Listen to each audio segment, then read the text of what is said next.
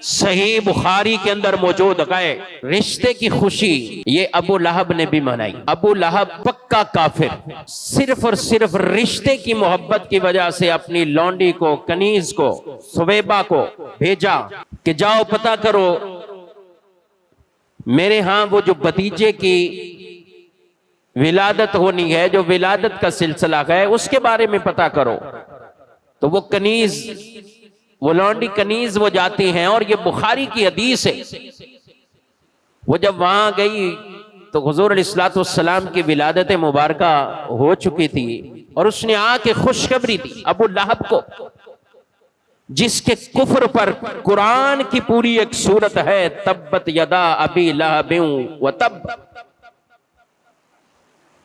अबू लहब पक्का काफिर, बाद में भी वो मुसलमान नहीं हुआ, मगर एक रिश्ते का जो ताल्लुक, तो जब उसको बताया गया कि तेरे यहां भतीजे की विलादत हुई है, तो अबू लहब ने वहीं से इशारा करते हुए अपनी उस कनीज, उस लौंडी को, सवेबा को आजाद किया कि तू आजाद है, भतीजे की खुशी में तू आजाद है।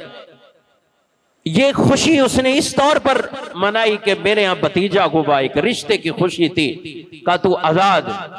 बुखारी में मौजूद है, जब ये मरा तो घर वालों में से बाज ने इसको ख्वाब में देखा और पूछा कि तेरे साथ क्या मामला है? का तुमसे जुदा होकर कोई अच्छाई नहीं मिली। हाँ इतना है, पीर के दिन उंगली की तरफ इशारा किया, इससे सैराब हो जाता हूं, कुछ पानी मिलता है और कुछ अजाब की तखफीफ वाली सूरत बयान कर दी। अल्लाहु अकबर। हमारे उलमा ने लिखा कि जो पक्का काफिर है वो नबी होने की हैसियत से खुशी नहीं कर रहा, वो उनका उम्मती होने की हैसियत से खुशी नहीं कर रहा, सिर्फ एक रिश्ते की खुशी है, और उसने खुशी मनाई।